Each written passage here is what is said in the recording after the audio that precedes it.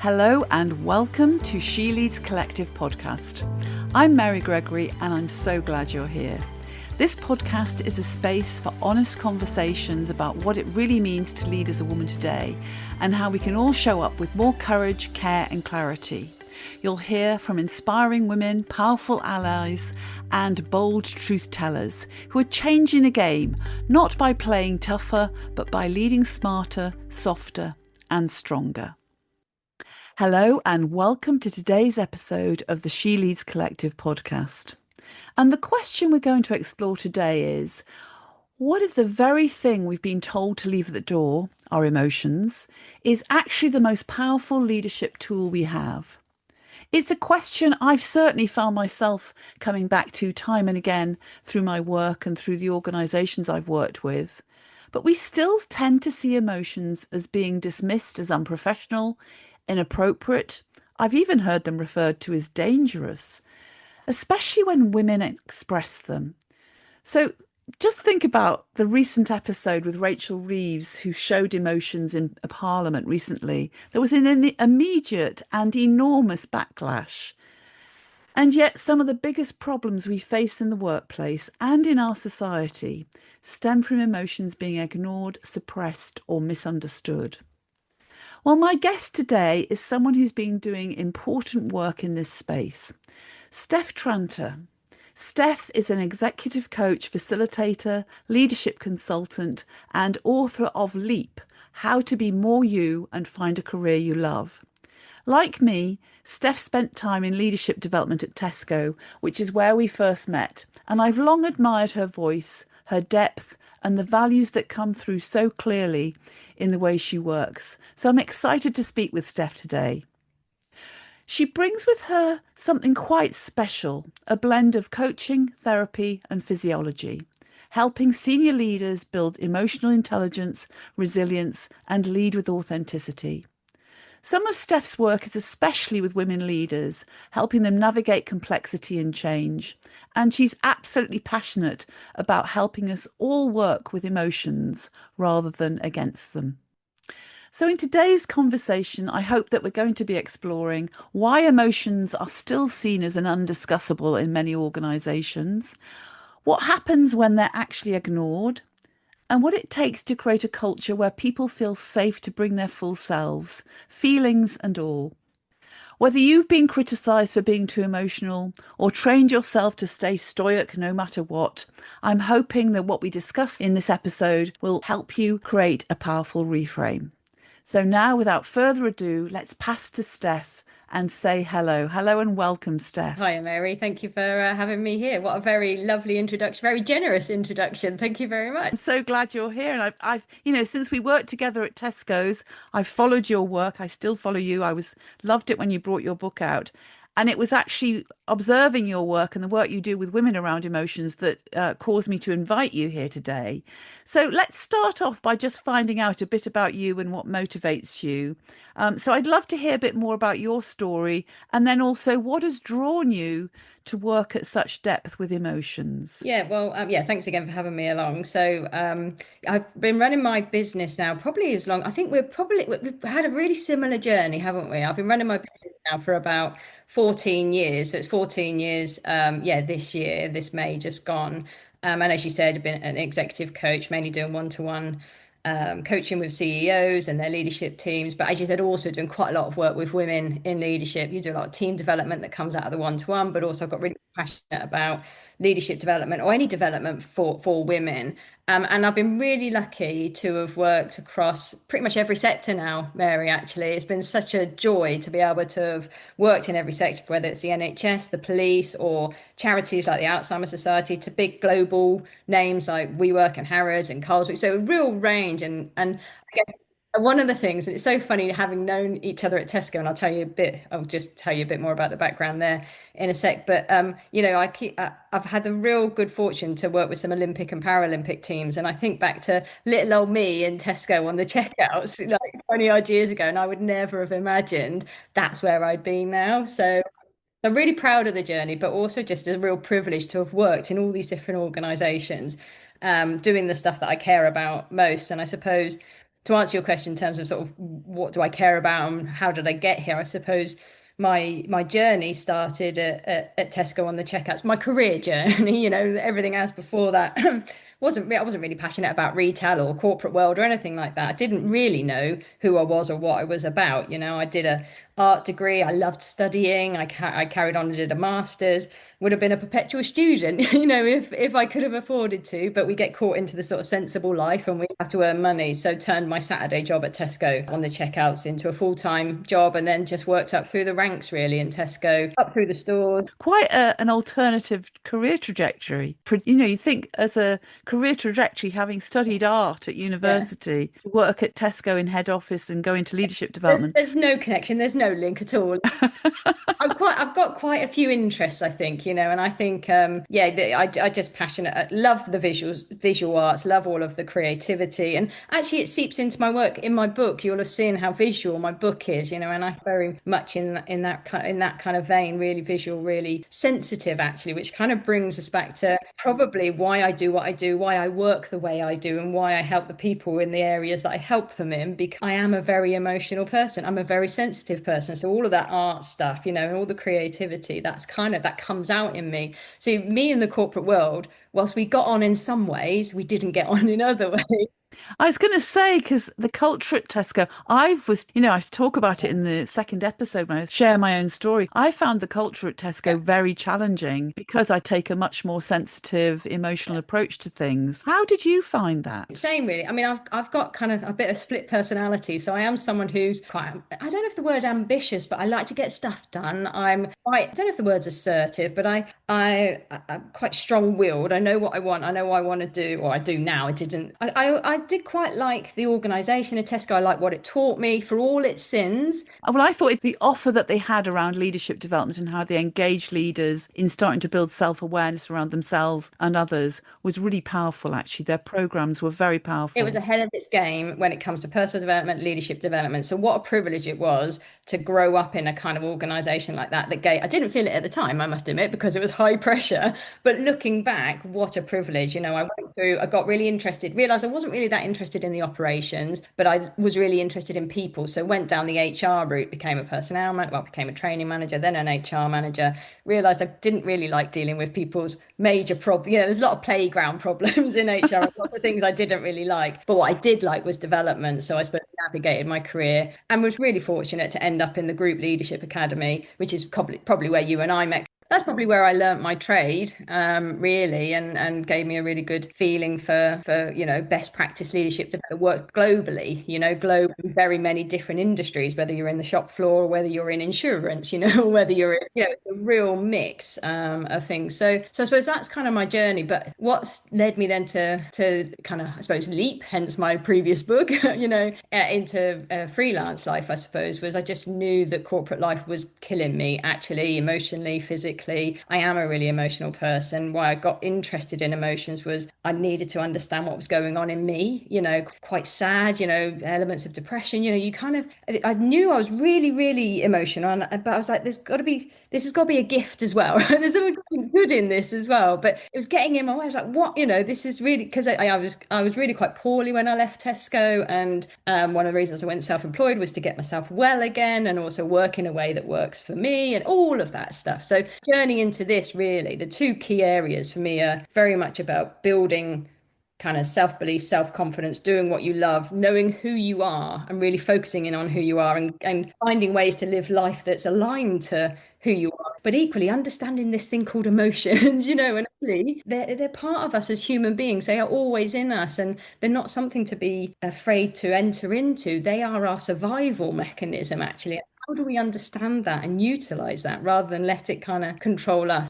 They're a great gift, aren't they, our emotions? Because they actually do give us information. And that's why I think it's so important that leaders, well, not just leaders, everyone should develop awareness around their emotions, because that helps us understand ourselves and what our needs are. Our emotions inform us about what we need. But I love what you share about being this sensitive, emotional person in a big corporation like Tesco's, and how challenging that was. And so you had to free yourself from that to get yourself well again and get your needs met, is what I'm hearing.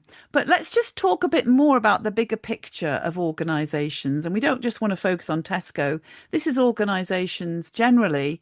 And I mean, I've had organizations who don't even allow you to use the word feelings, and I've put a proposal or put a training Right, or a program really. together. They said, "Oh, you've mentioned emotions and feelings here.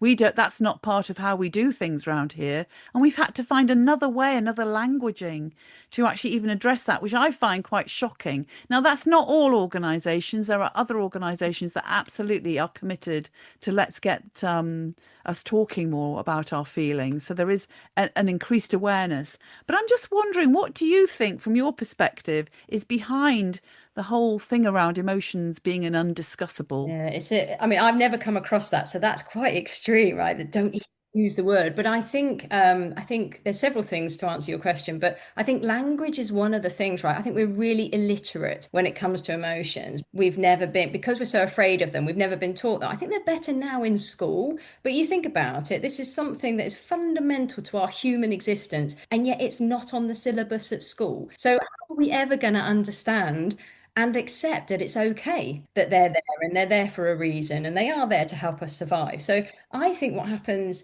in organizations is an extension of almost what happens to us when we're kids and when we're growing up. The cultures, the environments that, our parents or our primary caregivers or the people who teach us at school, they're just giving us the best of what they know.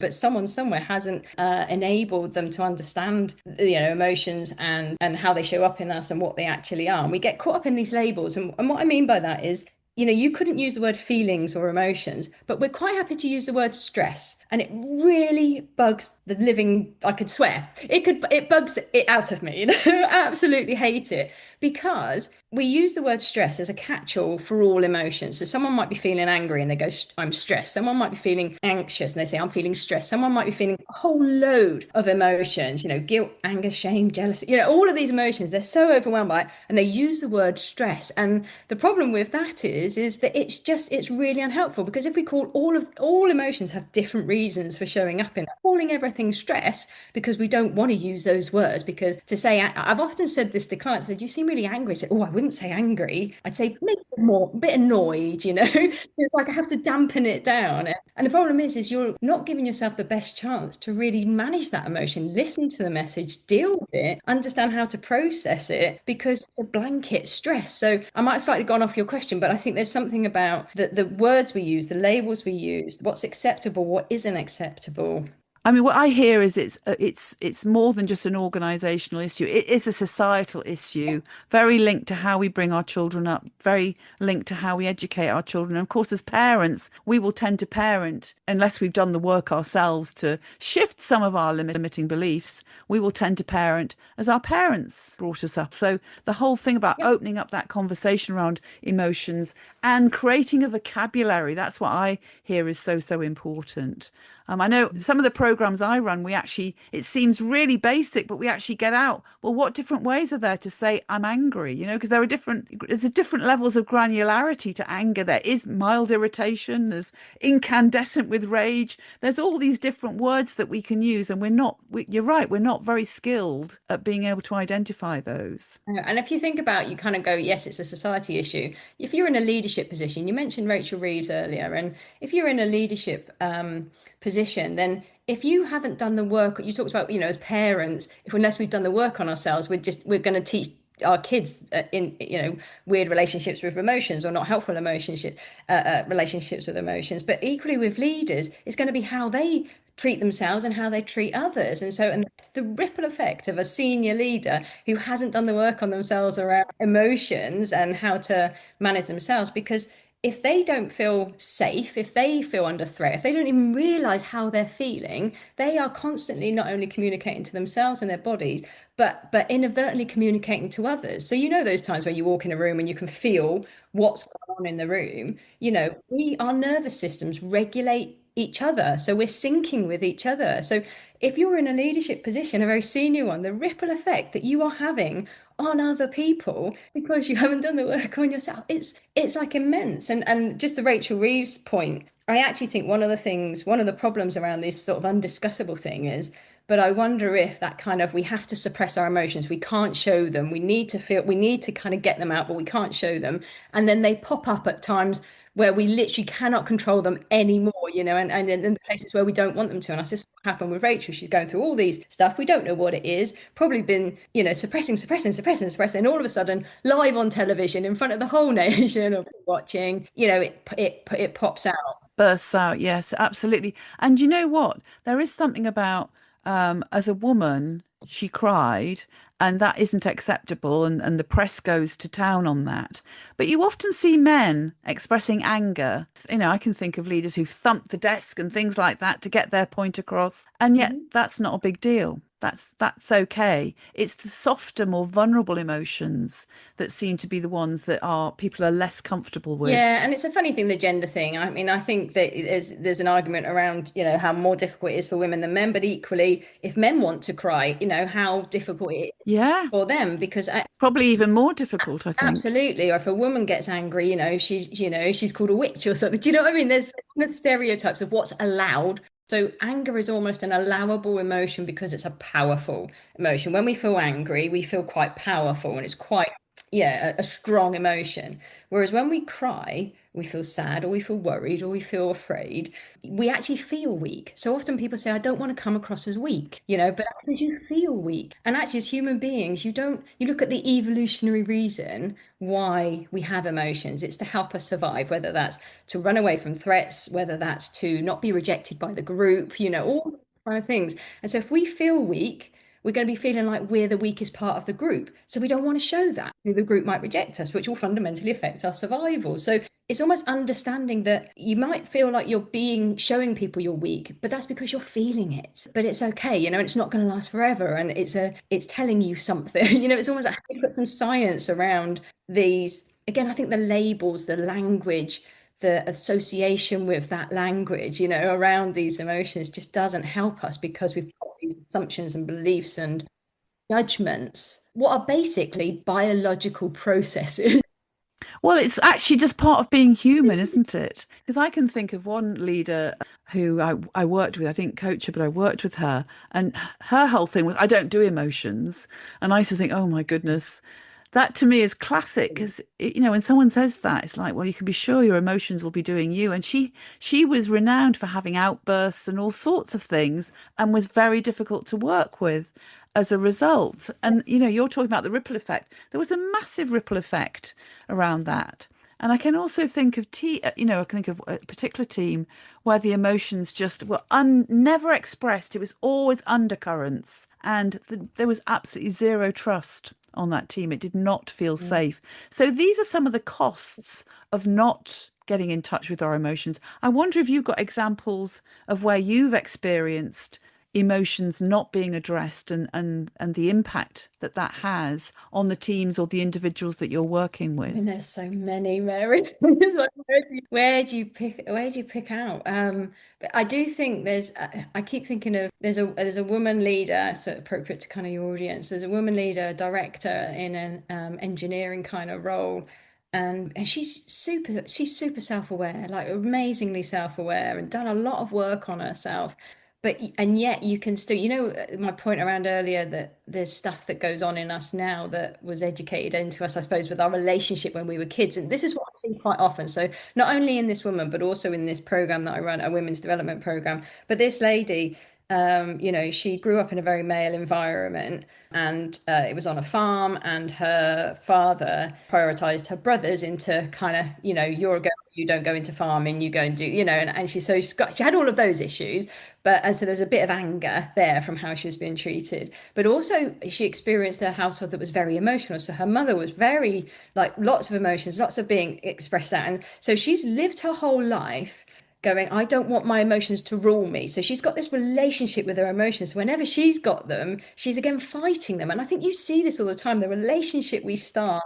And she's one of the most self-aware people, but she was still kind of had this underlying anger that just seeped out in situations that either reminded her of her father, discriminating against women, or whether like she was starting to get her as a leader, brilliant, brilliant leader. But when she was starting to get emotional, she would push it down because she was like, I don't want to be like my mother. I don't want my emotions to rule me. And so, I think there's something in, I know you talked about teams, but there's something just even as you as a leader, understanding what's brought you to the point where you're getting triggered. What are your triggers? And what's your relationship with emotions? And she was quite good to lean into that and understand that, and understanding that she needed to manage some of that. But yeah, so that was really affecting how she was interacting with some of the men at work or some of the other women at work, and the stories she was telling herself around things. So I think it can affect you very individually, and that relationship with emotions, you see it on this wonderful program with these women who have had different experiences. Again, it's growing up experiences with emotions and discomfort with even showing, I don't want to cry. I'm doing my best not to cry. Or I think it's this core relationship we have with emotions that fundamentally stop us really showing who we are and what's truly going on for us. You talked about trust and not feeling safe. There are countless examples with CEOs, with senior leaders who just aren't. We talk about psychological safety. I actually like that word. I actually think, because that's just about a mental thing, right? It talks about, but actually, it's about feeling safe, not thinking safe. I would call it emotional safety. And I think if we as leaders, or I'm not, if people as leaders don't feel safe, and you talk about that director, she didn't feel safe, so she's emitting all these emotions. I don't feel safe. Other people are like, well, I don't feel safe. So actually, and in the room, people say, be kind, because you don't know what people are going through. You don't know what stories people are carrying with them, or the relationships they've got with things. And so we're constantly communicating this feeling of safety or not feeling safe. And I think it fundamentally affects everything. I think that's really, really helpful. And I think absolutely it starts with the individual, and then it's like becoming aware and learning about your emotions. And I always think it's about finding that balance. So I loved how you described that leader, she didn't want her emotions to take over. So that's part of why becoming more aware of our emotions and aware of our triggers, particularly, and then how to manage our reactions to those triggers helps us keep our emotions our emotions are always valid. But we don't always think they are. I think that's a really good point. We always think, why am I feeling like this? I shouldn't be feeling like this. It doesn't matter whether you think you should, whether you shouldn't, whether it's warranted or not. You're feeling it. That's the thing. Yeah. And you know what, it's I always work with the fact it's part of that, because I try and get into let's have adult conversations, particularly when we're having difficult conversations. Well, what you're feeling is part of the data. So I'm starting to feel upset, or I'm starting to feel angry in this conversation. That is just data. And it is valid, Mm. and it's telling you that you need something. That's the thing. For me, emotions are a fantastic temperature gauge, which They really are. tell us that we need something. But I also understand. So absolutely, that kind of, it's messages, it's data, it's stuff to listen to. It's a very rational way of thinking about it. When it's great, when you're not feeling an emotion, you can go, yes, I get Yes. it. But when you're in the absolute throes of wanting to punch someone's lights out, or whether you're absolutely terrified about what you're trying to do, you can't suddenly go, oh, that's just data, Steph. That's all. We try. I totally get it, because it's like in neuroscience they talk about the red Yeah, mist, don't yeah, they, yeah. coming down. And when you experience the red mist, don't even try to have the conversation. Let it pass before you have the And there's some wonderful conversation. science, Mary, just to kind of slide this in, because actually it was a real turning point for me, right? This science, and it's quite broadly known, and it's described in different ways, but very simply put. So you talk about neuroscience in the brain, and you'll know this, right? But our emotions get processed through our limbic system, very simply through our limbic system. That's a part in our brain. It's all of our body is connected to everything. But if we just simply look at the limbic system, that's where emotions are processed, and it reacts to everything. It's the bit that keeps us safe. Our prefrontal cortex is the bit that helps us think rationally, put things in perspective, makes decisions, helps us think clearly. When we feel any sort of emotion, and even if we're suppressing it, ignoring it, pretending it's not there, the limbic system will be activated, and it will be physically stopping your prefrontal cortex from working. So therefore, it is overtaking your entire system. You therefore can't think straight. So that red mist, those times where you can't think straight, that times when you just can't focus, you just can't make sense of anything. Physically, your prefrontal cortex is not working. And that's the science behind why, when people kind of say, you've got to think differently, reframe it, think differently in the moment. You can't. You have to manage your physiology in that time. You have to then manage the body, the nervous system, all of that that stuff to calm your system down, find ways to release the energy of the emotion because you need to get your prefrontal cortex back in the game. And you won't do that unless you process the energy, the emotion, the physiology, all of that sort of stuff. You can tell I feel strongly about that. I do. I can absolutely tell you feel strongly about it, but also what you've shared there is also a reason for why it's so important that organizations support and develop the people they want to lead the organization to be able to become aware and manage their emotions effectively. Organizations and businesses spend a fortune on recruiting really good talent. And yet, if the leader can't manage their emotions, that will be having an impact. And you don't want a team of people wandering around trying to manage to get their pre-cortex working because they've been emotionally triggered by something the leader's done or said or behaved in a certain way. That's why the whole argument for emotional regulation and emotional awareness is so, so strong because it absolutely impacts performance in the organization. Something you said earlier, and something I wanted to just pick up on because you just reminded me of it, is emotional intelligence, emotion regulation, whatever we want to call it, it's an art and a science. So there's a ton of amazing science, like the stuff I've just shared, in terms of what goes on with us biologically. So we can put energy investment into understanding the science, all of that stuff around it. But at the same time, all of that is universally true for all of us. All of us are human beings. There is science that is true for all of us. Let's understand it. But equally, all of us have our own individual journeys, relationships with emotions. We'll all feel them, but we might feel them at different intensities, might express them differently. Like we opened up this conversation saying, I'm hugely sensitive and emotional, but other people aren't, and so they go, well, that doesn't resonate with me, but you will still be feeling emotions.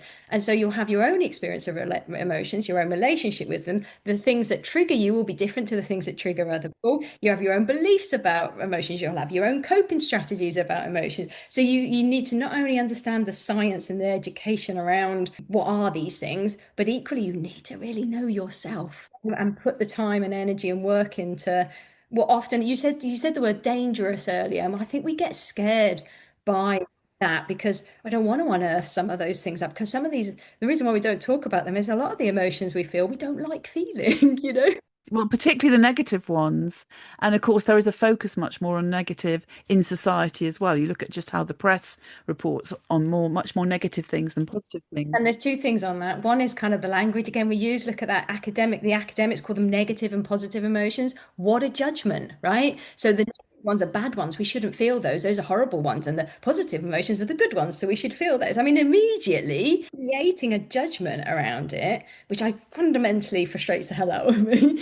Um, and secondly, absolutely, you are bang on, right? So there are more classically negative or emotions that we don't like feeling, but there are more of those than positive ones or whatever you want to call them. There are more of those because they are the ones that stimulate action to make sure we're safe and away from threat. So we're going to feel more of those types of emotions than we are some of the ones that we classically call positive ones. But there's a massive gap in research around happiness and the positive emotions. You look at the a range of positive emotions that we could feel. I hate using the word positive, but I'm going to, for the sake of like the categories here. But you've got things like contentness, calm, then you've got awe, you've got inspired, you've got motivated, you've got feel rewarded, you've got pride. There is like I did a bit of research. I got nearly 90 words we use to describe emotions that we like feeling, those positive emotions, but we know very little about them. We don't use many of them, but they're equally there for our survival. And if we understood more about them, they would actually, and we understood that actually emotions are more in our control than we think. We learn about how to stimulate some of those, manage some of the ones that are getting in the way a little bit. Anyway, so there's quite a lot. There's a lot we don't know, right? Yeah, and I love what you're saying as well. And one of the reasons I invited you here today is, you have a specific approach. So you're very much an advocate for an integrated approach with how to manage emotions. So it's not just about developing your mindset, but it's actually how do you embody the emotions. So how does that work in practice? Can you share a bit about your approach, Yes. Steph? So again, I've picked up quite a lot about language today, haven't I? And the words we use and things. So there is absolutely like this psychological element, and you look at a lot of brilliant leaders and brilliant coaches, but the tools we're often taught are just mind-based tools, cognitive behavior therapy. How do you tell the truth around what you're saying? How do you reframe it? So absolutely, and those are really valid tools, right? Really valid, but they're one part of the picture. As I've sort of been banging on about, I think everything is connected, right? So emotions are biological chemical processes in our bodies. All of our organs in our bodies, all of our systems in our bodies are so interconnected. Everything's interconnected. So we've got an interconnected system within our bodies, within our brains. Everything is connected. And then you've got the system outside of us, the social system we're in, the environment, the physical environment. So actually, it's so connected that if we're only looking at mind-based tools to help our emotions, we're missing a trick, because there's so many aspects to emotions and what builds up in us and what and how to manage them. And so I think because that's so interconnected, we have to look at how to manage them in lots of different ways, not just going back to our childhood and looking at our beliefs and relationships, but actually looking at our physiology and understanding that. I mean, things like, I could go on about this forever, but I think that I guess there's four things. There's four things that I do to make this simple. And I think you need to reduce the likelihood of getting emotionally hijacked. And how you do that is almost a long-term strategy over managing your entire health, your entire life, actually. So there's kind of like, how do you reduce the impact of getting triggered? And we talk about physical health and mental health, and again, that frustrates the hell out of me because they are one and the same. It assumes. Well, I think the classic example is, you think about if you've had enough sleep, you've had a really good night's sleep, you're raring to go. Whereas compared to when you've not slept very well, you're much more likely to get triggered and be upset about something. Sleep is underrated. People say, "I'll sleep when I'm dead," or it's a bit that we don't prioritize. Busy lives, kids, people you care about, caring responsibilities, busy lives, busy work, but we reduce the amount of sleep that we have. And yet, sleep is, I don't know if you've read any of Stephen Walker's book, Why We Sleep, but he talks about it's the biggest single thing that could probably help you in every area of your physical and emotional life. And it's free, and yet we don't prescribe it, right? Because during sleep, actually, they say time heals when you have emotional upsets and some really big things. It's not time, it's sleep. Sleep you help you kind of process that emotion, so that you might still remember the event, but the emotional impact behind it is diffused. Every system in your body is repaired and restored overnight when we sleep. So actually, and if I was going to say to anybody, one top tip to get your emotions back on track or back in control or helping you is prioritize sleep. I totally get it's not easy. So I think there's something about, how do you consider yourself as a whole system? What are you doing with your body? Are you moving it? Are you exercising it? A lot of people talk about you putting into it. What food? When are you eating? There's, if you don't look at and again, it's so frustrating because we rarely get this information given to us. How do you understand your entire system and how it functions? And actually, it will cause more stresses to your body, and therefore it will cause you're more susceptible to feeling emotions. So there's a more to just mind-based tools managing it. There's long-term strategies. There's also in the moment strategies. I talked about the kind of the hijack you get of the limbic system, hijacking your prefrontal cortex. Actually, there's some wonderful breathing techniques. There's a guy called Dr. Andrew Huberman who does the physiological sigh. Really simple breathing exercise. You can do it in seconds. You do two or three of them, and it calms your automatic nervous system down. So breathing slows things down, slows your heart rate down. It might not suddenly change everything, but it will calm you down enough to make a different choice around how you're going to deal with it. So, breathing is one of the only automatic systems in our body, if not the only one, that we can actually control. And as I said, it's so interconnected. You calm your breathing down, it calms other things down. Well, you think about it, when you're triggered and you're upset, your breathing becomes much more shallow. So by taking some really deep breaths, it's going to absolutely shift your whole state, isn't it? Out breath, right? So the in breath is related to ramping up your system. So the more intense kind of short in breaths you have, it will ramp you up. It will motivate you. It brings Whereas the letting go is the out Yeah, breath, the out isn't breath. So it? if you focus on letting the out breath go more than the in breath, you are slowly calming your system. So when I talked about communicating, you are communicating not through your mind, but through your body to your body and then to your mind and then to others, so there's a this that's that whole picture, that whole integrated picture. And when you do a lot of research around a lot of kind of emotion management, everyone stays in their lanes. Psychologists give you psychology based tools, biologists give you biology based tools, neurosciences give you, no one's bringing it all together. And I feel really strongly, that's what my next book is, that actually we need to look at the whole picture.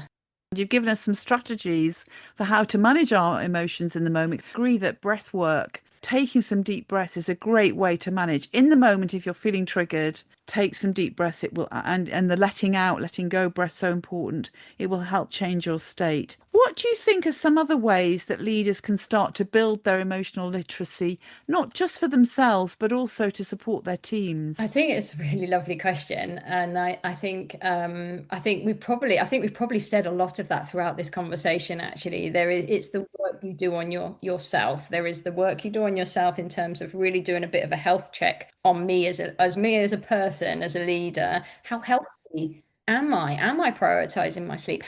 Actually am I aware of how I feel when I go in? There's something for me. I know it sounds really simple, but it's awareness, absolute awareness of how I'm feeling. And at that point, you've got to accept that you will be feeling things. You and I have probably been feeling a range of emotions as we've been going through this.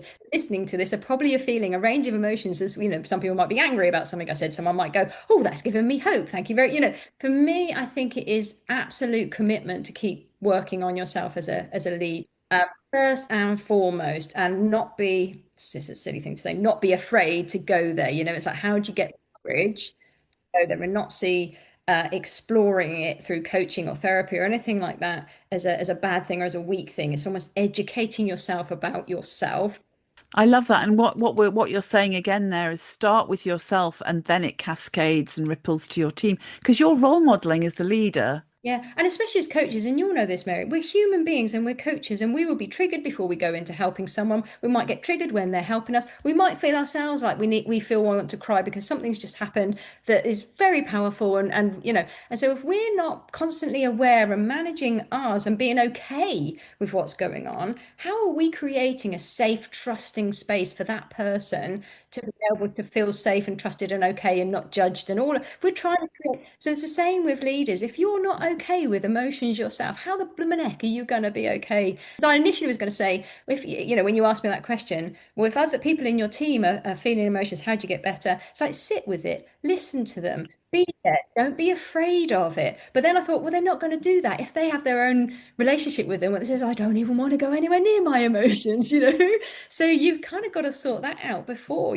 And there's something about for organizations to think about how they select leaders as well, which kind of links to my next question, which is about how we can create cultures where emotions are welcomed rather than silenced. And I think that is about the organization. They're being really clear about the type of person they want to be leading in the organization. And what skills are we measuring? How often do we measure emotional intelligence or emotional regulation or even talk about, you talked about organizations, they wouldn't even use the word feelings. I mean, some people now, they don't like saying the word emotions. It's a bit trendy to say feel the feels, we use that.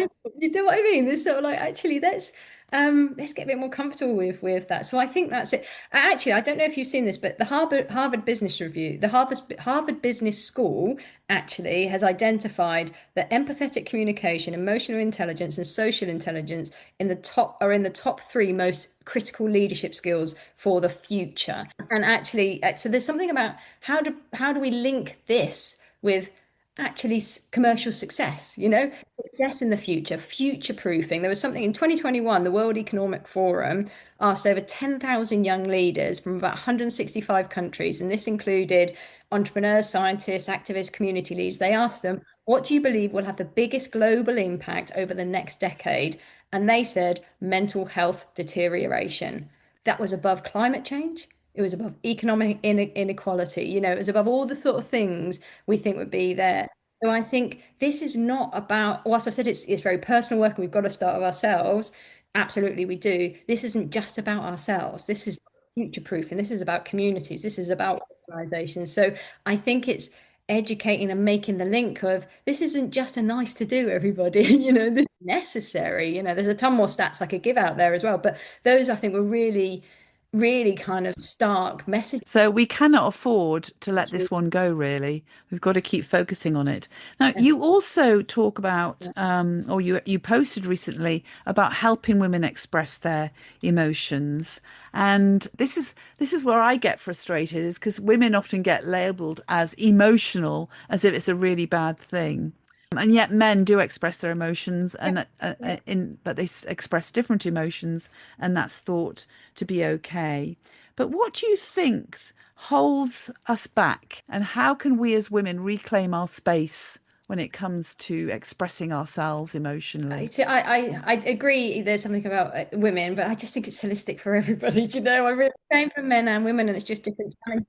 It's the same for men and women. Mhm. I suppose my take is it's all part and parcel of the same system, that men find it increasingly Mm. difficult to be vulnerable. Women, it's much easier. So, although Rachel Reeves was kind of chastised for crying in Parliament, at least Yeah. she was able to Yeah. let the emotion out. Whereas many men, it's not okay. So there's this whole thing about men finding it hard to be vulnerable. So let me ask you then, Mhm. how do you think gendered norms around emotional expression, how can we actually start shifting that conversation? Because there are gendered norms about what's okay for women, what's okay for men. There are, and there are on the opposites as well. So, I think there are gendered norms, but I know lots of women who would hate to show their emotions, particularly women in a male orientated world. And I think it just keeps coming back to the same thing, really, which is that actually stop being afraid of emotions, stop being afraid try to stop being afraid, right? It's like stop being afraid.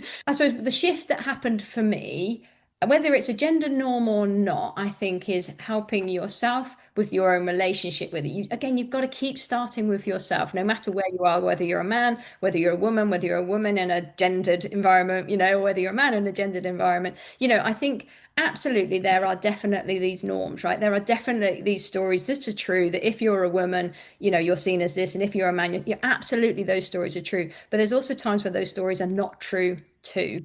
It's kind of really understanding, again, coming back to your relationship with yourself, your relationship with the emotions you're feeling, and how you what's your values? How do you want to behave in this? And all, I think there's a multi-layered thing here, right? Because you can kind of go, I'm a woman and therefore this, or I'm a man and therefore this. It's like, how do you even take that label out of the equation? And I'm not saying that it's not real, because it totally is real. You see discrimination, you see for men and women, you see all these norms, but there's something about how do we help people take that out of the picture and just go, these are emotions and we're humans and we're feeling them. I don't know. What's worked for me is seeing humans as humans rather than a man and a woman, and I think that's difficult when you're growing up in a culture, working with women in an engineering company, and they're constantly sharing stories around the difficulties of being a woman in that environment and the things that they have to face because of the culture within it. But then you can talk to a male director in that business, and he'll go, do you know the pressure I have? I'm really emotional and sensitive, and I don't feel like I can share that amongst my board of directors.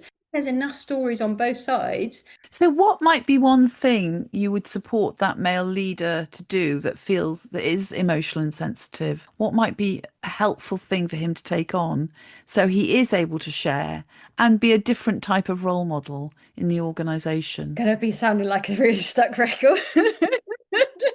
But I think he's got to get okay with it in himself, and I educating himself and educating others and around that. And I think you do a bit of this work as well. It's very much linked to, you opened up our conversation around being authentic.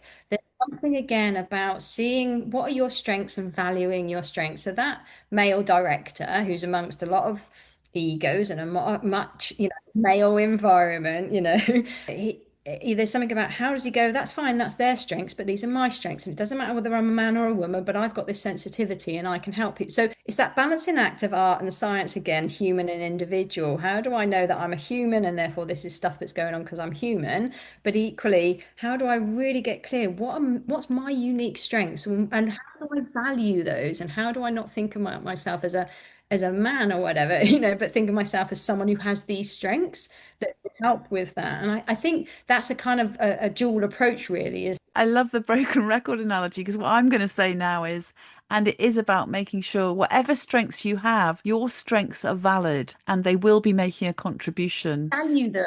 We spend so long focusing on what we're rubbish at, what we're no good at, what we don't have, what everybody else has. And the thing is we live in a bit of a fake world. Everyone comes to work with a mask on. No one really totally tells the truth. With coaches and probably leaders as well, we're in a really privileged position where people will totally tell us the truth. And the truth we hear in those conversations is a truth that they may not share with anybody. And so you've also got to remember that if you've got this social comparison, that person looks like they've got it all together. That person never shows any emotions. That person's really strong. And it's just not true. Again, it's like, how do you change the focus back on you and really kind of valuing who you are and understanding who you are. And if there's a trait someone's got, great, you value that. Okay, well, it doesn't mean yours is less valuable just because something comes naturally to you. And if you want to have that trait, learn how to do it if it doesn't come naturally. That thing about knowing the value of each of us, but no one's taught us that. No one's taught us how to value the uniqueness of each of us, whether that express our emotions, whether that's how we pick up emotions in others. Okay, so Steph, you mentioned the book that you're writing and how a lot of what we've talked about today connects with what you're writing at the moment. So can you share with us a bit more about Yeah, that? well, it's very passionate. You'll probably get it.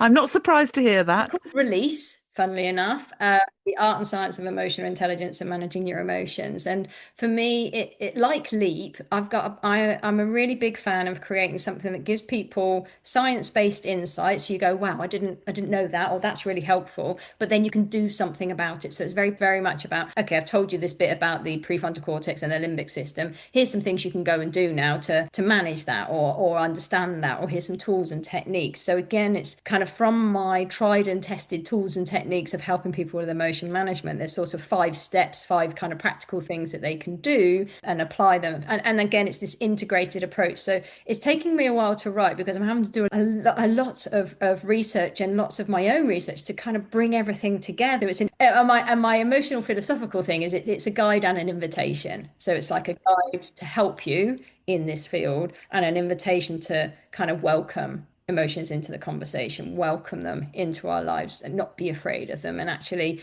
just explore this as a possibility of what it could do to help you and others. I like that because you talk about we should be inviting emotions rather than suppressing them, which I really, Yeah. really love. And not just from a very nice a nice sort of thing to feel and say, but also physically, if you're not inviting them, if you are suppressing them, they're screwing with your body. They are absolutely messing up your body. Well, you just think if you're tense or anxious and you're not expressing that or staying aware of it, that the stress that will have on your All body. your internal systems, the hormones that are going to be released or not released, the functioning of the digestive system, the function of your immune system, every system in our body is being affected. It's hugely interlinked. So I guess that's kind of what the book is. It's kind of, let me just show you how it's all linked, and then we give you some strategies, whether they're long-term strategies to look after yourself or shorter term in the moment strategies to deal with that moment.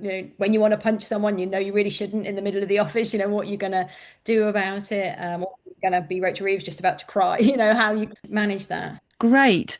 And I know you've given us a lot of tips and a lot of advice as we've gone through this conversation today, but what would be the last thing you'd like to share with our listeners here today? Well, there's a quote I'd like to share. So I don't know if you asked Dr. Susan David. She's done a TED talk. She's written a book about emotional agility, but she says this wonderful thing, right? She says to never get hurt, stressed, or inconvenienced by your emotions is only a realistic goal of a dead person. So I guess for me, it's self-awareness, be aware what emotions are showing up in you, how they show up in you, what triggers you. Fundamentally accept that they're there. It's really hard. This may not, I may not like this, I may not want it, but it's here. And I think it's actually knowing that actually releasing the energy behind that, finding a safe way to release that emotion sooner rather than later. So then you don't have a Rachel Reeves moment where it comes and you just literally simply cannot control it. Find a way, and there'll be different ways that you can do it yourself, whether that's, you have a punch bag at home and that's how you release the energy. Because again, I think, there's just tapping back into the evolutionary reason and the energy that's created within you and the urge you have. How do you release that? Emotions are meant to be short-lived. How do you find a safe way? How do you accept that it's there? Accept that it's it's going on, and then because you've accepted it, find a way to release it. Gosh, Steph, there have been so many things that you've shared with us today, and and what I've really loved is that we've had a proper conversation about this. We could go on for hours, I'm sure, but we're actually coming to the end of our time. Would you like to share with us where people can connect with you? Where's the best place for them to connect with you? Well, I've tried very hard not to be on too many social media things to manage my own emotions. So yeah, LinkedIn. I'm on LinkedIn, so it's just a Steph. Yeah, it's just search Steph Tranter, and I'm on there. That's my main place, and then my website, which is stephtranter.com. Thank you so much for joining us today. Oh, you're very welcome. It's been an absolute pleasure. I could talk for ages. Before we wrap up, I want to share something with you. Do you ever feel like your confidence isn't really the issue, but wish you could strengthen your ability to deal with things that keep chipping away at it? The bias, the double standards, the pressure to prove yourself, to name just a few. That's exactly why I created Exploding the Confidence Myth, a 3-month programme for women leaders who are ready to change that story. It combines one-to-one coaching, group coaching, and a powerful in-person workshop. The next programme starts at the beginning of November, with the workshop taking place on the 7th of November at the Connaught Rooms in Holborn, London. Past participants have described it as validating, supportive and stretching. They've become more visible, raised their value, increased their financial return and broken through patterns that have held them back. But perhaps, most importantly, they've gained a deeper sense of okayness with who they are, recognising they already have something valuable to offer. If this resonates with you or you know someone who would benefit, you'll find all the details in the show notes. I'd love you to join us. Thank you so much for listening to the She Leads Collective podcast. If this episode resonated with you, follow the show or share it with a friend and leave a quick review below. Or leave us a comment. Change happens through conversation, so let's keep this one going. Listen out for the next episode and join me as we keep lifting the lid on the stories that matter. Take care and keep leading with heart.